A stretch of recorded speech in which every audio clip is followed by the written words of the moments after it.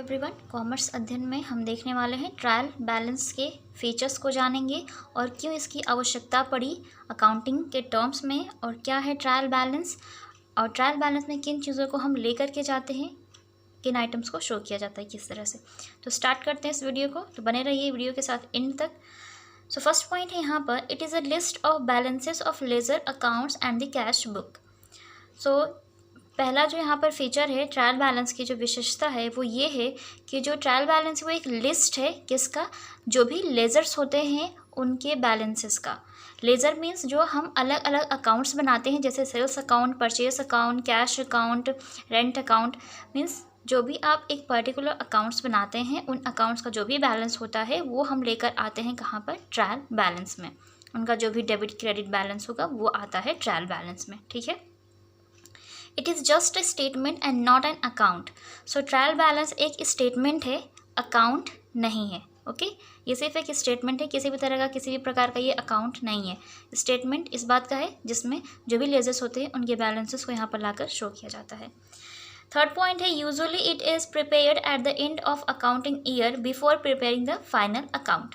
सो यहाँ पर ये जो आपका ट्रायल बैलेंस है इसे क्वार्टरली, हाफ ईयरली, मंथली या ईयरली प्रिपेयर किया जाता है। मोस्टली इसे ईयर के अकाउंटिंग ईयर के एंड में प्रिपेयर किया जाता है, जब फाइनल अकाउंट बनाना पड़ता है उससे पहले बना लिया जाता है। सो इसकी एक विशेषता है कि ये फाइनल अकाउंट से पहले बनता है, क्योंकि फाइनल अकाउंट इसी के आधार पर बनाया जाता है। नेक्स्ट पॉइंट है, it is prepared on a particular date and not for a particular period. Trial balance जैसे कि मैंने आपको बताया ये monthly, quarterly, half yearly, yearly बनाया जा सकता है, बट एक पर्टिकुलर डेट पे बनाया जाता है, पर्टिकुलर पीरियड के लिए नहीं बनाया जाता। ये बात ध्यान रखिएगा। ठीक है, पर्टिकुलर डेट के लिए बनाया जाता है, ये भी इसकी एक विशेषता है। It is prepare to check the arithmetical accuracy of the ledger accounts.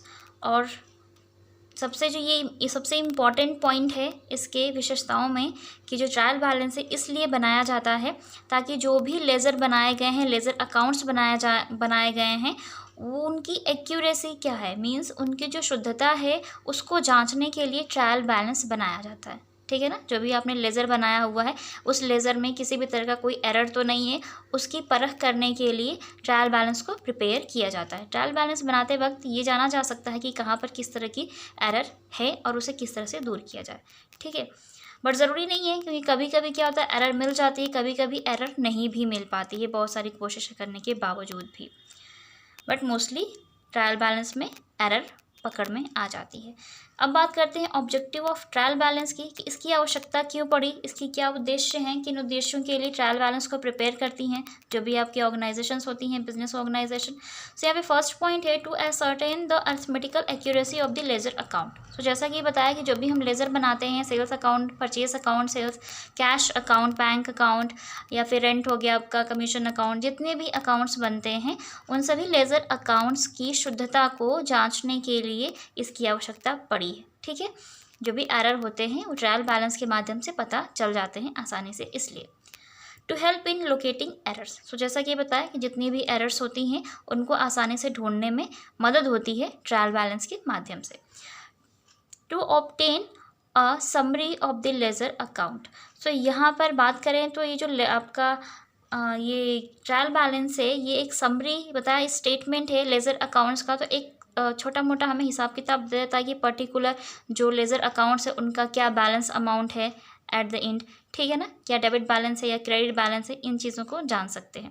To help in the preparation of final account, and इसकी मदद ली जाती है जब फाइनल अकाउंट प्रिपेयर किया जाता है उस टाइम पे।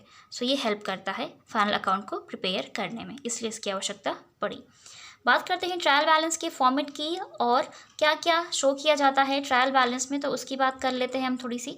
सो ट्रायल बैलेंस का ये फॉर्मेट है जिसमें आप नेम ऑफ अकाउंट्स, ठीक है ना, जैसे कि कैश अकाउंट का क्या बैलेंस है तो कैश अकाउंट आ जाएगा, सेल्स अकाउंट का क्या बैलेंस है सेल्स अकाउंट करके उसका नाम करके हम शो कर देते हैं। Okay, ledger folio, debit amount, credit amount, जो साइड डेबिट में जाएगी वो डेबिट हो जाएगी, जो साइड क्रेडिट में जाएगी वो क्रेडिट अमाउंट कॉलम में शो होगी।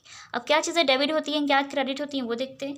All assets and expenses account debit. ठीक है ना, जितनी भी आपकी एक्सपेंसेस हैं या फिर आपकी एसेट्स हैं, चाहे वो करेंट एसेट्स हों, आपकी फिक्स्ड एसेट्स हों, वो डेबिट होंगी। ठीक है, all liabilities and incomes account are credited. ठीक है, मीन्स जितनी भी लाइबिलिटीज़ हैं, चाहे वो करंट लाइबिलिटीज़ हों, ठीक है, या आपकी लॉन्ग टर्म लाइबिलिटीज़ हों, वो सभी और आपकी जो भी इनकम होंगी वो शो होंगी, उनके अमाउंट शो होगा क्रेडिट कॉलम में। ये बात ध्यान रखिएगा। सो जो ट्रायल बैलेंस का है उसका यही है, all assets and expenses are debited and all liabilities and incomes are credited. So ये फॉर्मेट है और इन्हीं चीज़ों को शो किया जाता है ट्रायल बैलेंस में। आई होप आपको ये सारे पॉइंट्स अच्छे से समझ में आ गए होंगे। बात करते हैं ट्रायल बैलेंस की मीनिंग की, उसकी डेफिनेशन की, एंड सस्पेंस अकाउंट क्या होता है और क्या आवश्यकता पड़ती है ट्रायल बैलेंस में सस्पेंस अकाउंट की। सो इस बारे में मैंने प्रीवियस वीडियो में बात की है, सो आप उस वीडियो को जाकर ज़रूर देखिएगा चैनल पर विजिट करके। और अगर आप हमारे चैनल पर नए विजिटर हैं सो प्लीज़ चैनल को सब्सक्राइब ज़रूर कर लें। वीडियो अच्छे लगते हैं तो लाइक ज़रूर करें और मुझे कमेंट सेक्शन में कमेंट करके ज़रूर बताएं कि मैं आपके लिए किन टॉपिक्स पर वीडियो बनाऊं। And thank you so much for watching this video.